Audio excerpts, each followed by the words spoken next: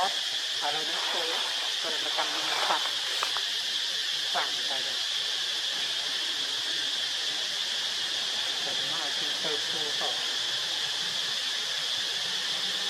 ตัวคือเติมตามมาคือดูคอร์ด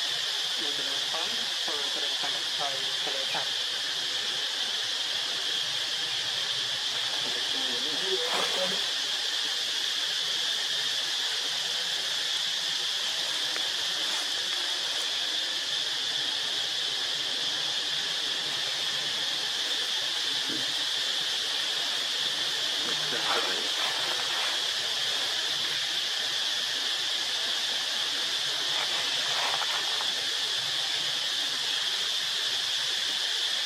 บางทีคนนี้ปัดไปอย่างนี้คนนี้ปัดเนี่ยเราเนี่ยเพียงเป็นไม่จำเป็นจำดำเนี่ยเอาจริง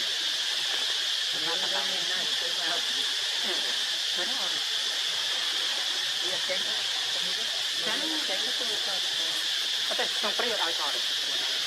หมดฟ้าจนไปเช่นนั้นมาทอนในไก่ไอ้จำในไฟไอ้สายเซลล์ตัวเซลล์ทอดจะเป็นไอ้ซากกระดาษโตเรียนมากับเลยไอ้ยังไม่ยังถึงให้บนมือ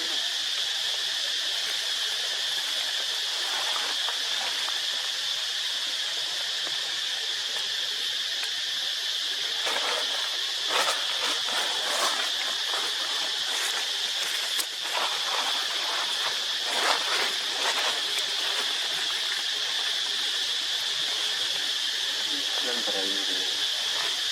ผมแต่เมื่อเช็คช่วงของมันจะเช็คมาเป็นมันหมดเลยมันทำไมจำเป็นขนาดนั้นหมด